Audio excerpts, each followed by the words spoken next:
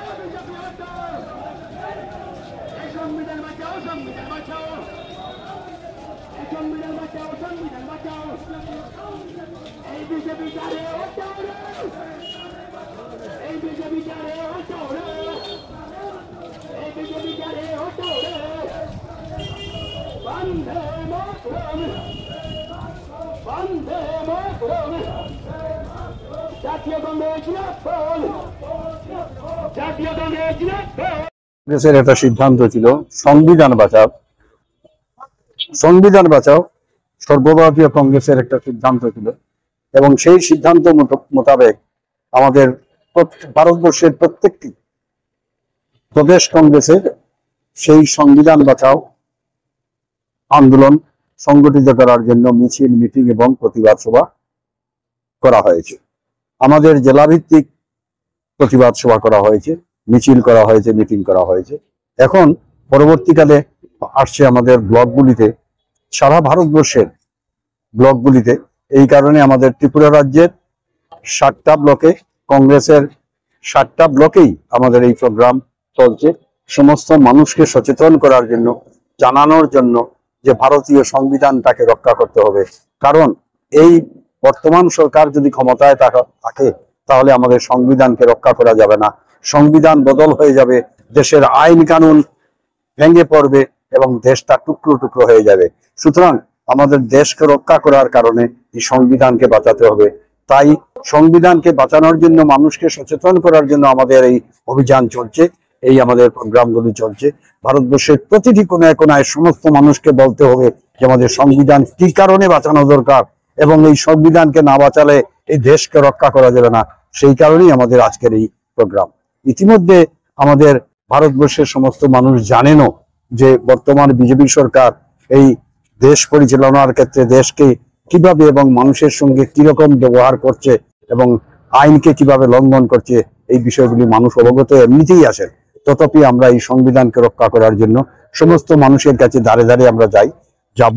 এটি আমাদের কংগ্রেসের নির্দেশ, এবং সেই কারণে আমরা আমাদের সমস্ত কংগ্রেস কর্মীরা সেই বিষয়ে সচেতন হবে এবং আমাদের ভারতবর্ষের প্রতিটি কোনায় প্রতিটি মানুষকে সেই সচেতনতা তৈরি করবে, এবং অবশ্যই তারা আগামী নির্বাচনে বিজেপির পতন সংগঠিত করে কংগ্রেসকে প্রতিষ্ঠিত করে দেশের সম্মানকে এবং দেশকে, যাতে সংবিধানকে রক্ষা করে এবং দেশকে বাঁচাবে, এই আমার বিশ্বাস, এই আমাদের প্রতিজ্ঞা। জাতীয় কংগ্রেস জিন্দাবাদ।